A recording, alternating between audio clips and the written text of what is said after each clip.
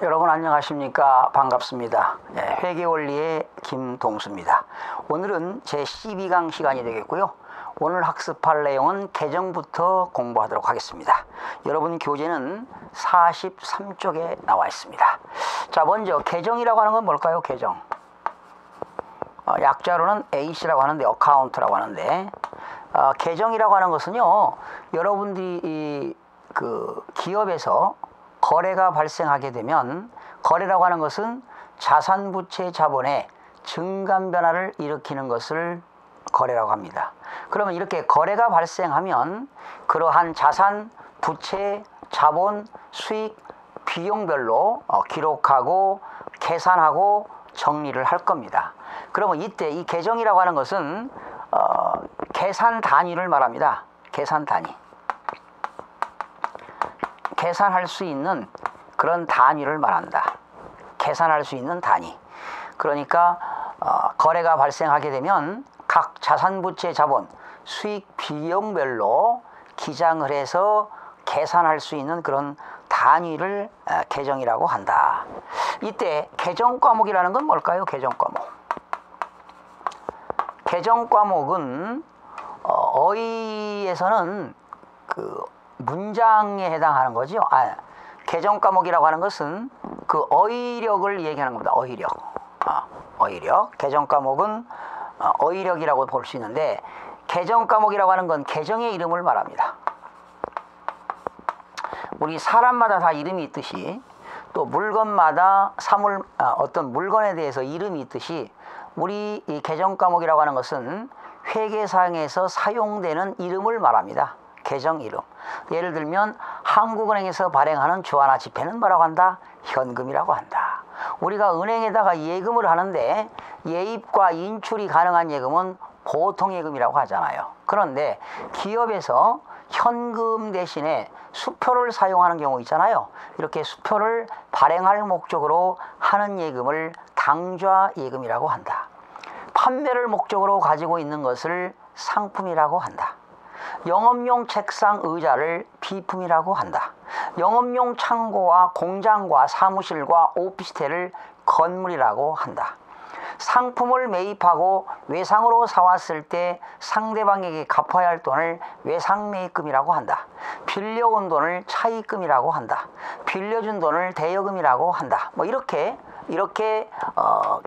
계정의 이름, 회계상에 정해진 이름을 계정 과목이라고 하는 겁니다. 그래서 계정 과목을 많이 알아야 회계를 잘하는 것입니다. 네.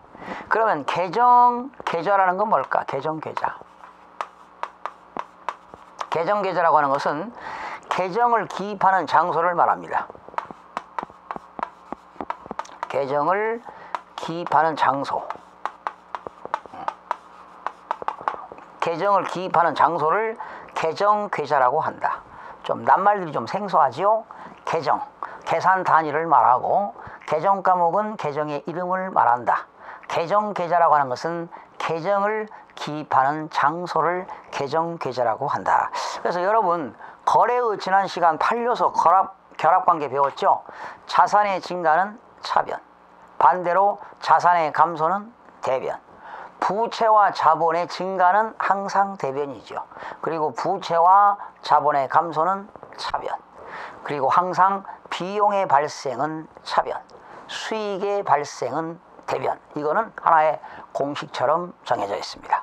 그래서 항상 자산과 비용은 차변, 부채와 자본과 수익은 대변이 되겠습니다. 거기 사례가 나왔는데요. 왼쪽은 차변이고 오른쪽은 대변인데, 상품을 구입했는데요, 외상으로 구입했습니다. 그때 상품을 구입하게 되면 상품이라고 하는 자산이 들어오니까 자산이 증가가 되겠고요. 외상으로 매입했으니까 훗날 그 상품 대금을 갚아야 하기 때문에 외상매입금이라는 부채가 증가가 되겠습니다. 그리고 상품이 들어온 거는 자산의 증가는 차변 요소가 되겠고요. 외상으로 사왔던 그 외상매입금은 부채의 증가이기 때문에 대변 요소가 되겠습니다. 이때 차변에 나타나는 계정 과목은 상품입니다. 상품. 그리고 대변에 나오는 계정 과목은 외상으로 사왔으니까 부채의 증가로서 외상 매입금이 되겠습니다. 그러니까 차변 계정 과목은 상품, 대변 계정 과목은 외상 매입금이 된다는 것입니다. 자, 넘겨서 44쪽에 보니까 계정의 분류가 나옵니다. 이 계정의 분류에는 크게 8가지가 있습니다. 오늘 8가지를 여러분 다 알 수는 없어요. 이해가 되는 것도 있고 이해가 되지 않는 경우도 있는데 그래도 오늘 한번 계정을 살펴보겠습니다. 첫 번째, 재무상태표 계정입니다.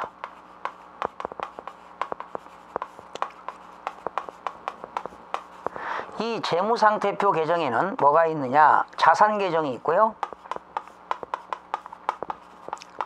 부채 계정이 있고요,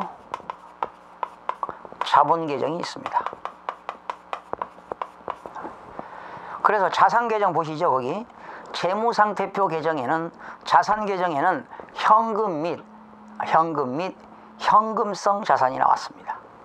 또 매출 채권이라고 나왔는데요. 이거는 상품을 매출하고 받을 수 있는 채권인데, 매출 채권은 외상 매출금, 상품을 외상으로 팔았던 외상 매출금과 상품을 매출하고 받았던 받을 어음을 합쳐서 매출 채권이라고 합니다.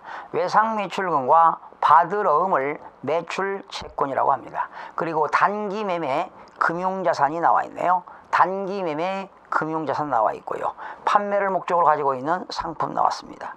부채 계정에는 역시 매출 채권에 반대는 매입 채무가 되겠죠. 외상 매입금과 차입금을 말합니다.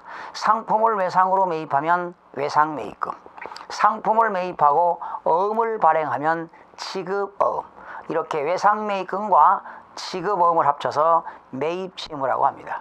또는 돈을 빌려오는데 1년 이내에 상환할 조건으로 빌려오는 것이 단기 차입금이 되겠습니다.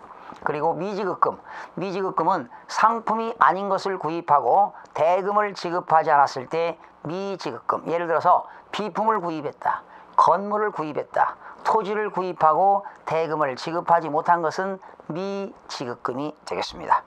자본 계정에는 3가지가 있네요. 납입자본, 주주들한테 주식을 발행해서 돈이 들어오는 납입자본이 있습니다. 그 납입자본에는 보통주 자본금도 있고 우선주 자본금도 있습니다. 그리고 기타 자본 요소도 있고 이익잉여금도 있습니다.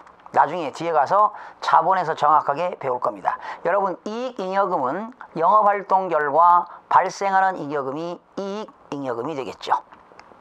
그 다음에 두 번째, 포괄손익계산서 계정입니다. 포괄손익계산서 계정. 포괄손익계산서 계정이죠. 여기 재무상태표 계정이고요. 여기에는 비용 계정이 있고 수익 계정이 있습니다. 비용 계정은 포괄손익계산서 차변이고 수익 계정은 대변이 되겠죠. 그래서 이 비용 계정에는 뭐가 있나요?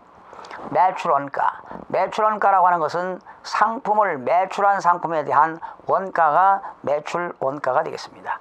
종업원들에게 월급을 지급하면 급여가 되겠고요.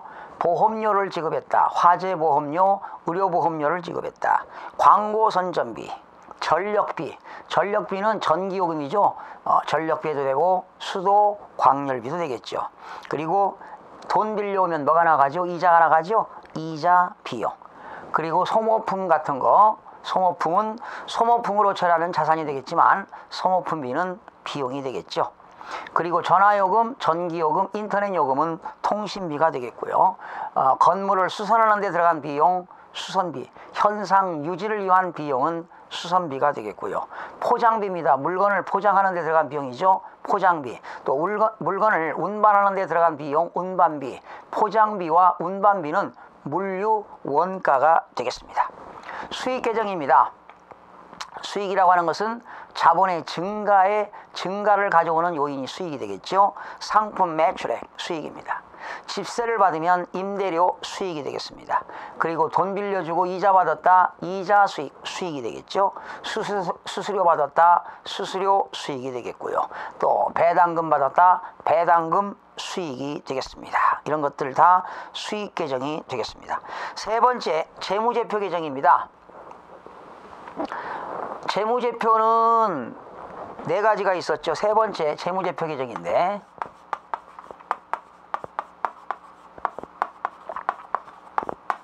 여러분 재무제표는 지난 시간 배웠죠.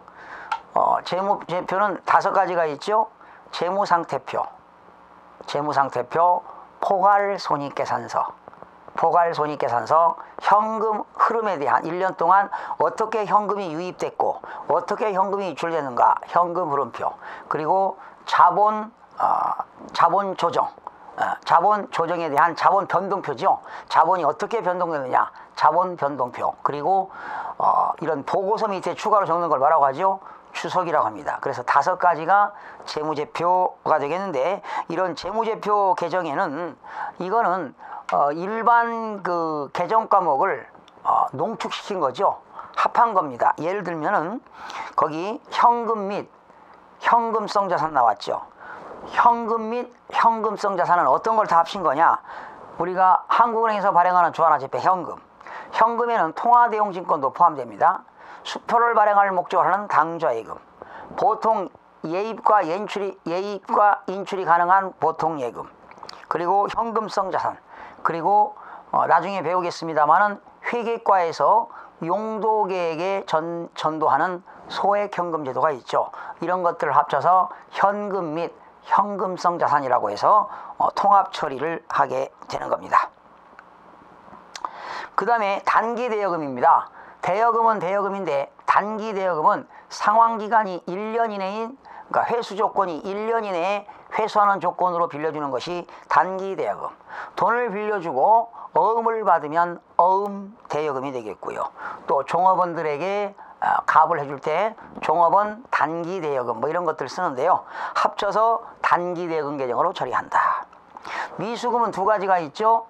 미수금이라고 하는 것은 상품이 아닌 것을 처분했다. 건물을 처분하고 토지를 처분하고 비품을 처분하고 돈을 못 받은 것을 미수금이라고 합니다. 미수금. 또 건물 같은 걸 처분하고 어음을 받으면 어음 미수금이라고 하는데요. 이러한 미수금과 어음 미수금을 합쳐서 미수금 계정으로 처리합니다. 보증금 계정 나왔죠. 전세권에 대한 보증금, 전신 전화 가입권에 대한 보증금, 임차 보증금, 영업에 대한 보증금을 일괄 보증금이라는 계정으로 처리합니다. 그리고 특허권, 실용신앙권, 디자인권, 상표권은 산업재산권으로 일괄 처리하고요. 외상매출금과 받을 어음을 매출채권으로 처리합니다. 그리고 단기차입금과 당좌차월, 어음차입금, 돈 빌려오고 어음을 발행하면 어음차입금이 되겠고요. 당좌차월이라고 하는 것은요, 우리가 수표를 발행할 목적으로 하는 예금이 당좌예금인데요. 그 당좌예금을 초과해서 수표를 발행하면 부도가 되겠죠. 그래서 초과해서 수표를 발행할 수 있도록 미리 사전에 은행과 계약을 맺고 당좌예금 잔액을 초과하여 수표를 발행했을 때는 당좌차월이라는 계정으로 처리합니다. 그래서 단기차입금, 당좌차월, 어음차입금을 단기차입금 계정으로 통합 처리하게 되는 거죠. 외상매입금과 지급어음을 합쳐서 매입채무라고 합니다. 상품이 아닌 것을 구입하고 대금을 지급하지 않으면 미지급금, 또 상품이 아닌 것을 구입하고 어음을 발행하게 되면 어음 미지급금입니다. 이때 미지급금과 어음 미지급금을 합쳐서 미지급금 계정으로 처리합니다. 상품을 주문받고 계약금으로 미리 받는 걸 뭐라고 하지요? 선수금이라고 합니다. 부채지요, 선수금. 또한 백화점에서 고객들에게 상품을 매출하기 전에 상품권을 발행하고 티켓을 발행하고 고객들한테 현금을 받는 경우 상품권도 하나의 부채가 됩니다. 이 상품권이 왜 부채가 되냐고요?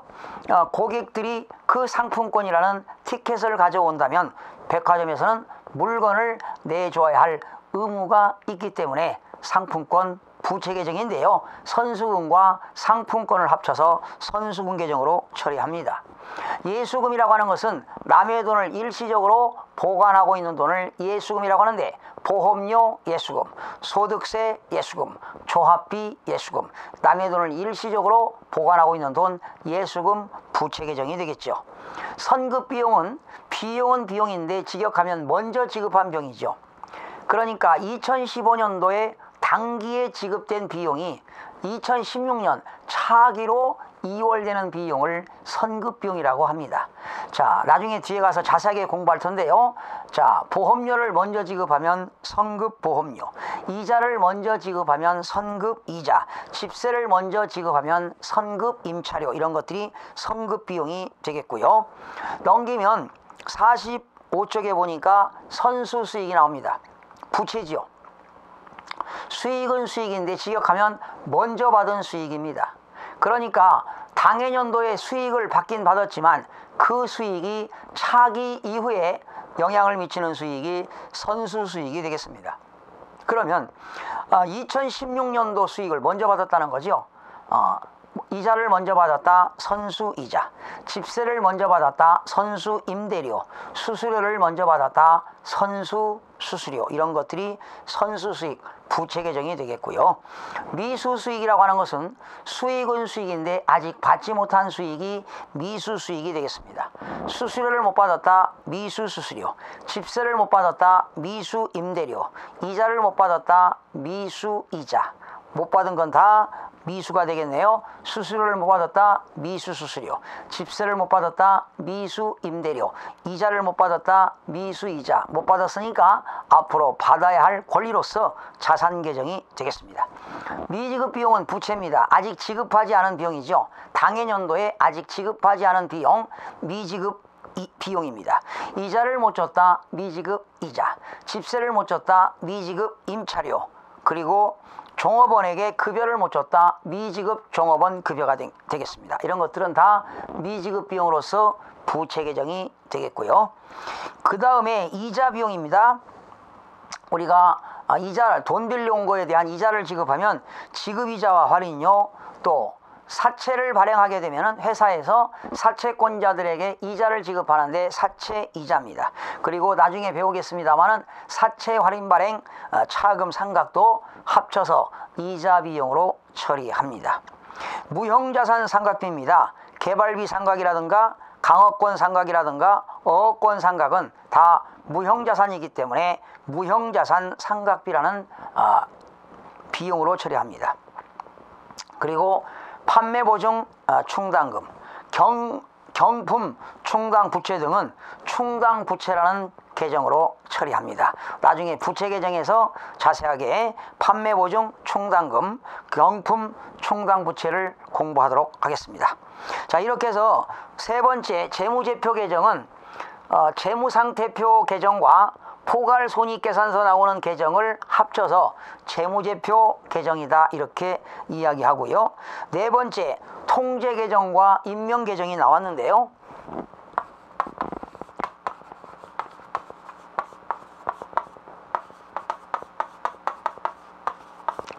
나중에 뒤에 가서 배웁니다. 우리가 상품을 외상으로 매출하게 되면 외상매출금 계정을 사용합니다. 상품을 외상으로 매입하게 되면 외상매입금 계정을 사용합니다.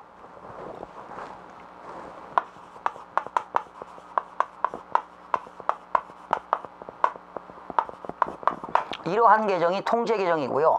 임명계정은 거래처 수가 적을 때 외상매출금 계정과 외상매입금 계정 대신에 상대편 상점 이름을 쓰는 겁니다. 거기 상점이 지산상점 나왔죠? 지산상점.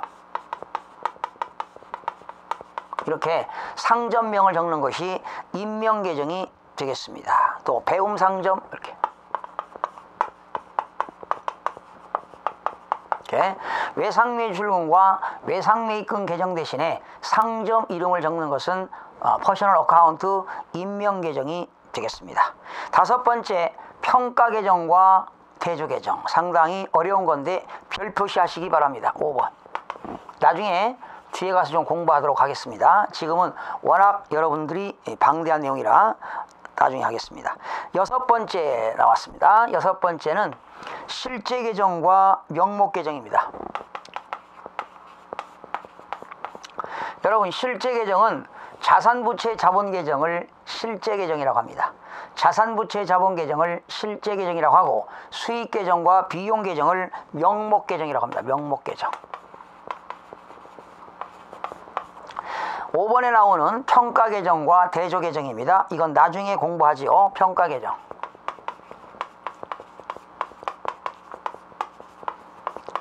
평가 계정에도 차감적 평가 계정이 있고 부가적 평가 계정이 있는데요. 나중에 공부하기로 하고요. 자, 이런 것이 있다라고만 기억하시기 바랍니다. 대조 계정은 차변 계정 과목과 대변 계정 과목이 동시에 발생했다가 동시에 소멸하는 계정을 대조 계정이라고 합니다. 네. 나중에 또 공부하고요. 여섯 번째, 자산부채 자본 계정을 실제 계정이라고 하고, 수익 계정과 비용 계정을 명목 계정이다, 이렇게 하시면 되겠습니다. 넘겨보시면 7번 순수 계정과 혼합 계정이 나옵니다. 순수 계정. 여러분, 순수한 계정과 혼합 계정인데요. 순수 계정이라고 하는 건 뭐냐?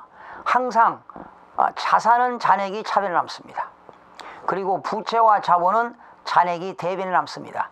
차변 잔액이 차변에 남든 잔액이 대변에 남든 간에 자산 계정은 차변에 남고, 부채와 자본은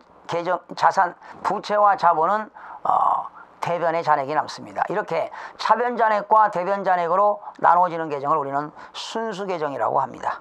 순수 계정. 거기 잔액은 항상 차변 잔액 또는 대변 잔액으로만 나타난다. 뭐 현금 계정, 당좌예금 계정.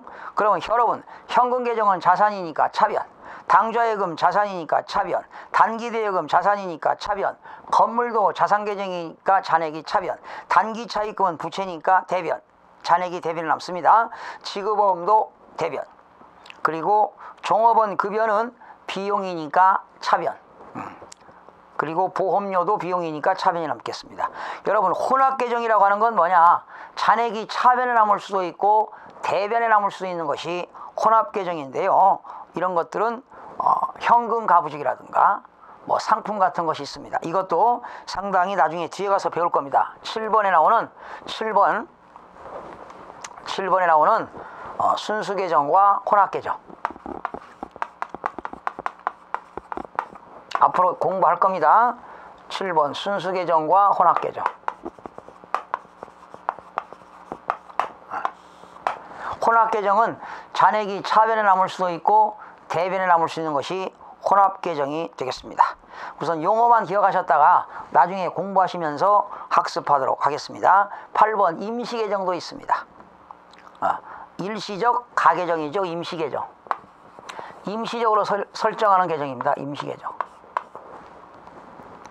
예를 들면은 뭐 가지급금이라든가 가수금, 회사에서 출장 가는 사원에게 출장비를 지급했을 때 그 사원이 얼마를 쓸지 모르니까 여비교통비로 떨지 않고 일단은 가지급금으로 처리합니다.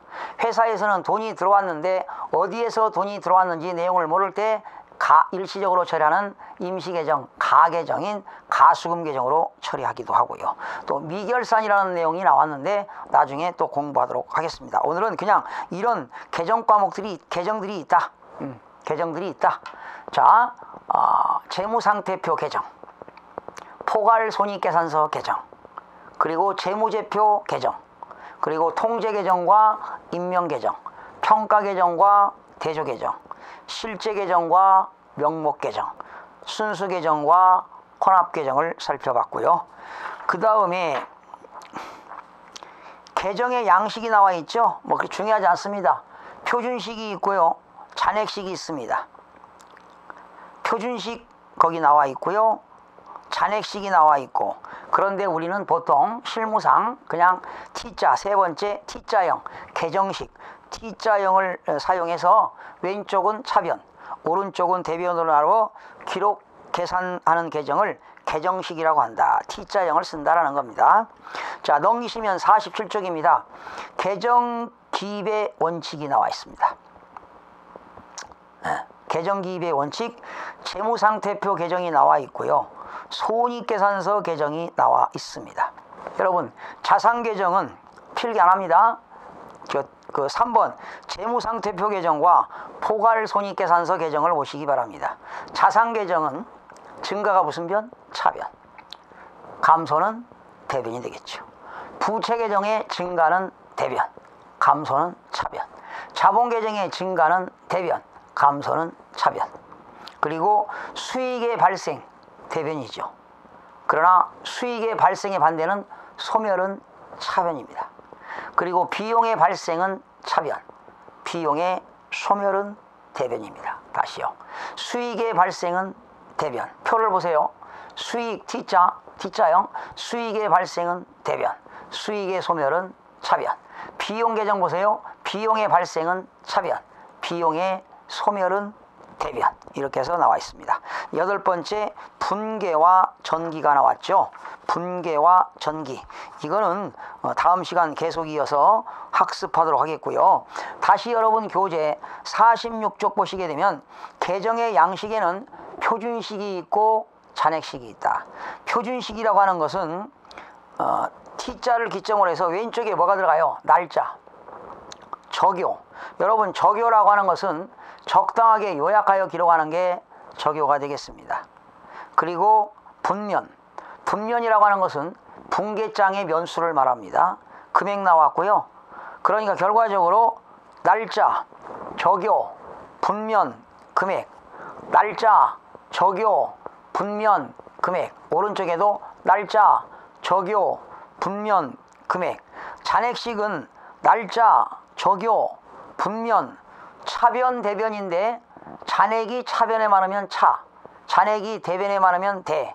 그리고 잔액을 이렇게 쓰는 것이 잔액란에 두는 것이 잔액식이 되겠고요. 그러나 우리는 실무상 계정식 T자형으로 많이 쓴다. 약식으로 현금 계정 그려가지고 작성하게 되는 겁니다. 그리고 자산의 증가는 차변, 자산의 감소는 대변. 부채와 자본의 증가는 대변, 부채와 자본의 감소는 차변. 비용의 발생 차변, 비용의 소멸은 대변. 수익의 발생은 대변, 수익의 소멸은 차변. 이것을 꼭 기억하시기 바라고요. 다음 시간에는 분계와 전기에 대해서 학습하는 시간을 갖도록 하겠습니다. 여러분 대단히 수고하셨습니다.